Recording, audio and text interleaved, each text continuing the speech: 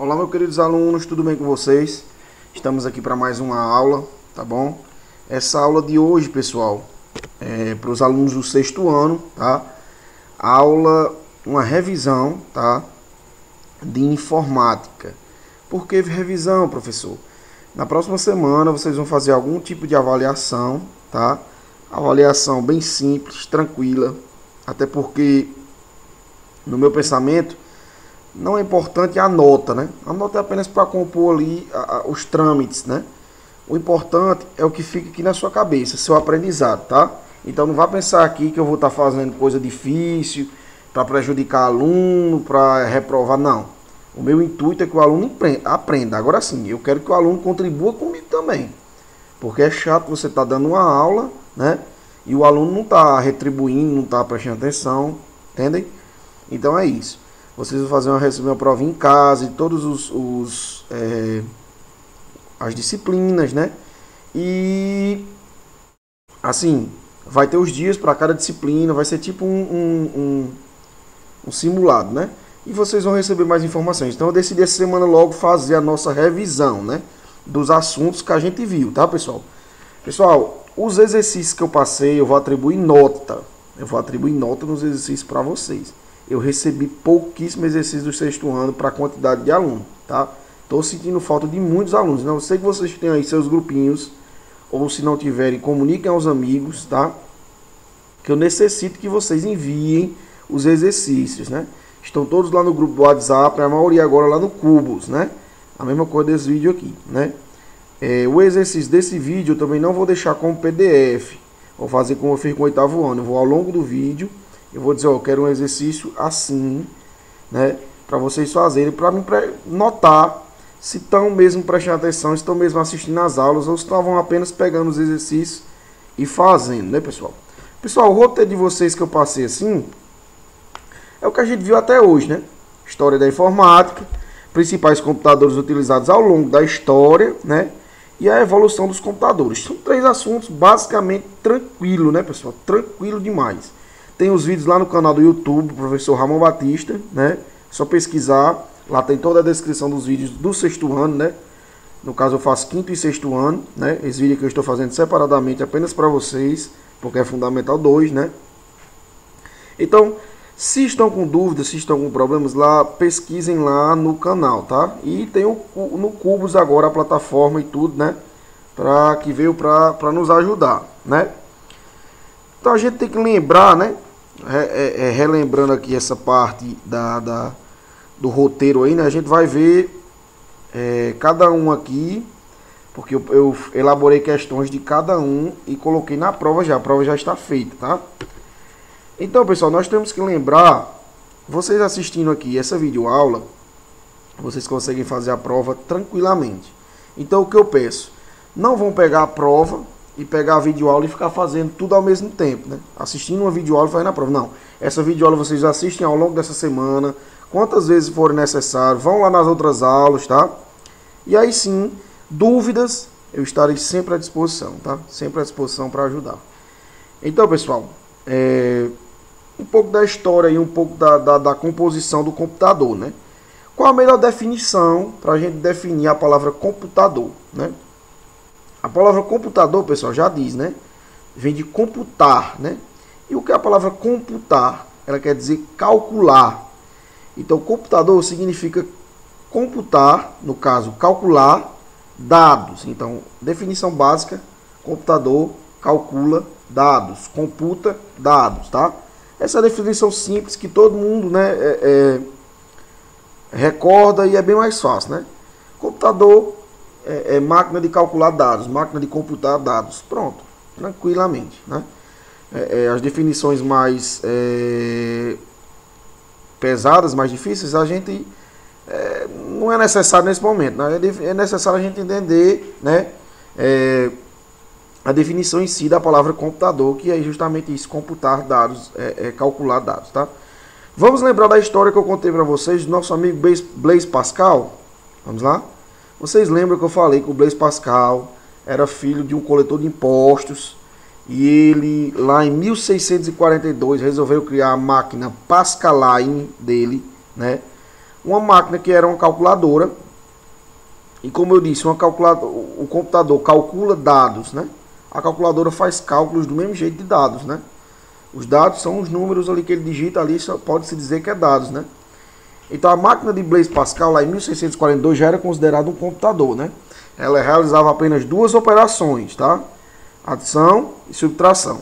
Então é de extrema importância a gente lembrar do Blaise Pascal, porque ele foi um personagem interessante na evolução, na história da informática, né?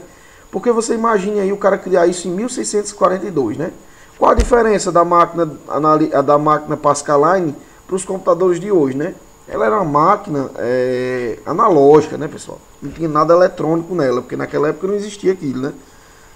E mesmo assim ela pode ser considerada um computador, né? Não igual aos computadores de hoje, né? Porque os computadores de hoje é tudo eletrônico, né? Naquela época, né, era algo como analógico, né? Então o Blaise Pascal tem grande contribuição aí na história da informática. Pessoal, o Hollerith, né? O Hollerith, né? Como eu falei lá nos nossos primeiros slides, eu não sei se vocês lembram, ele é um cara que criou lá para os Estados Unidos uma máquina, né, capaz de tabular o censo lá dos Estados Unidos, né? Ele foi muito inteligente.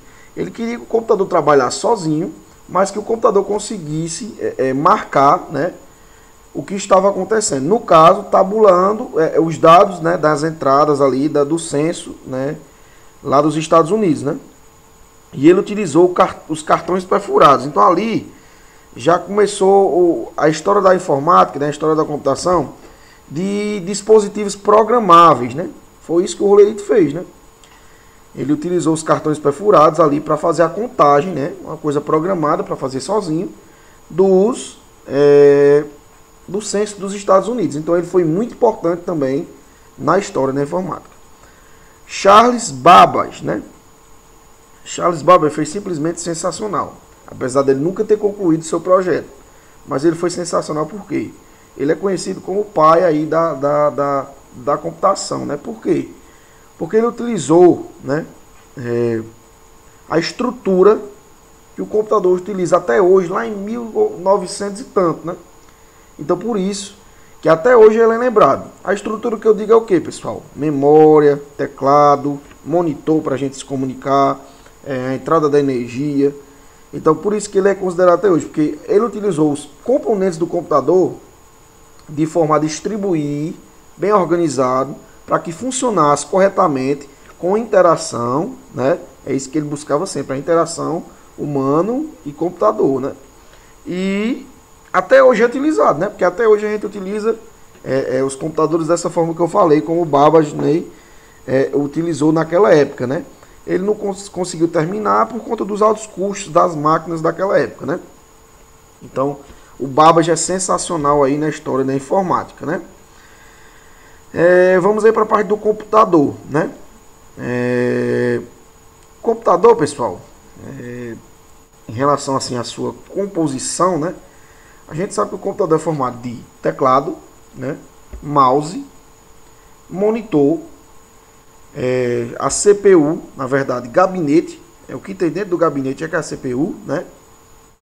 E a parte do estabilizador. Então vamos lá de novo: teclado, mouse, monitor, gabinete e estabilizador, tá? Ao longo da história da informática, da evolução, né, existiram inúmeros computadores e nem sempre a estrutura era dessa forma, mas a estrutura correta, né, hoje é essa, né? Como a gente pode ver, que eu falei muito para vocês do computador ENIAC, né? Por que eu falei muito do computador ENIAC? Porque ele foi um dos primeiros computadores, né, a ser feito, né? Ele media 180 metros quadrados, então isso é uma coisa enorme, né? Não cabia nem nessa minha casa aqui, porque ele era enorme, né? 180 metros quadrados era uma coisa fora do normal, né? 18 mil válvulas, inúmeros componentes, né? Para calcular, ele calculava tipo, na época lá ele era usado para guerra, né? Como eu falei nas aulas, né? Nem sempre os computadores eram utilizados para fins interessantes, né?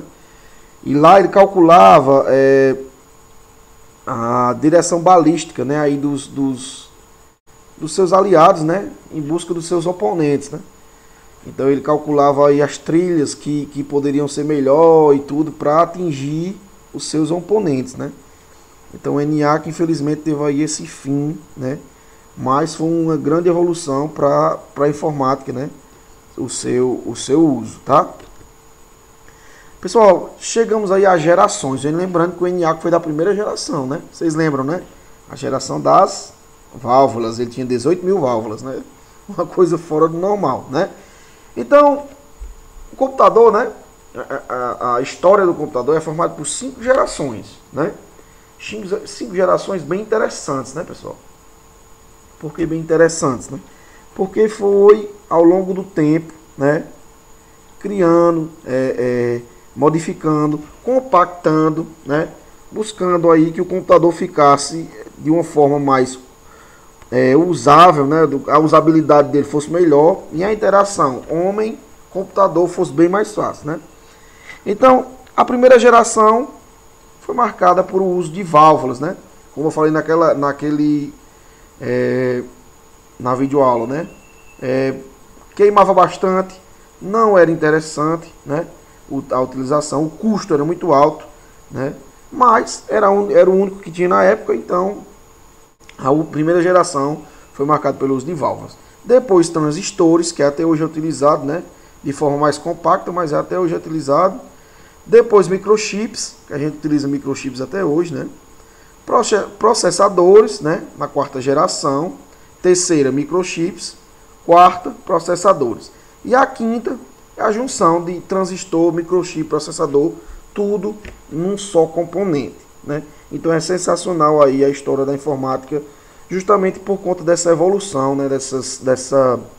Como é que posso dizer, dessa escalada que ela deu em busca aí de sempre do melhor aperfeiçoamento, né?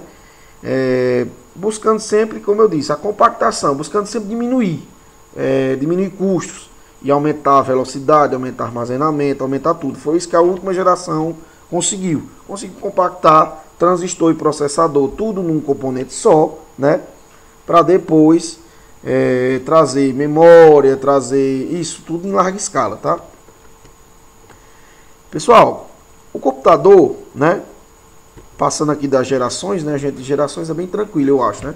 Que eu expliquei bem detalhado para vocês lá naquele vídeo lá. Então, até dividi em 2 partes. Então, peço que vocês assistam novamente qualquer coisa se vocês estiverem com dúvidas, tá? Os componentes do computador, como eu falei para você, né? Eu falei para vocês naquela hora, né? Estabilizador, monitor, mouse, teclado, gabinete. Pronto. Tranquilo. Cada função aqui, estabilizador, gerenciar energia, monitor, a gente conseguir ver, mouse, se localizar dentro da tela, teclado, a parte da entrada de dados que a gente consegue se comunicar com o sistema operacional, e o gabinete é onde tem a famosa CPU, né? Unidade de processamento, unidade central de processamento, né? Pessoal, a CPU, né? A CPU ela consegue ali, dentro de seus componentes e tudo, distribuir todas as funções, né, para que cada um consiga fazer de forma correta, né, o seu uso aí dentro do gabinete, né. Então a CPU é a parte mais importante, é o cérebro do computador. A CPU é o cérebro do computador, porque é ali que ela distribui todas as funções, é onde ela calcula, é onde ela faz a distribuição de energia mais correta, né? Assim, energia quando chega passa por a fonte e tudo. Se chegar uma energia mais alta nela, ela vai e queima, mas ela distribui, né? Eu digo distribuição no sentido de trilhas, né? Ela tem as suas trilhas bem interessantes. Se eu pudesse levar para a sala para a gente ver, seria muito bom, tá? Então é isso. Exercício, né? O que eu quero de vocês. Como eu falei, eu não vou cobrar nada de difícil nessa prova. A prova é toda de marcar, tá? Então, pessoal, surjam com dúvidas. Eu tô sentindo falta disso. Não tem dúvidas, né? Não tem dúvidas. Não tô sentindo assim... vocês perguntando e tal. Professor, o que tá... Eu não tô entendendo isso. Essa questão, né? Então, pessoal, o exercício vai ser o seguinte. Eu quero que vocês enumerem para mim aí, como eu falei aqui, diante de toda a revisão, tá? Eu quero que vocês façam um resumo para mim, é um resumo, tá? De toda o que eu falei na história, de tudo que eu falei na definição do computador e de tudo que eu falei nas gerações, tá? Os componentes é a mesma coisa de definição do computador aqui que eu falei, tá? Então, o que eu peço para vocês? Que sequenciem história, né? Gerações, preste atenção, história, gerações e depois a estrutura do computador, tá? Antes da estrutura do computador, falei um pouco do ENIAC, tá? Falei um pouco do ENIAC, bem interessante aí também, tá? Então, pessoal, a aula de hoje é isso. Estou sentindo muita falta de vocês aí na aula.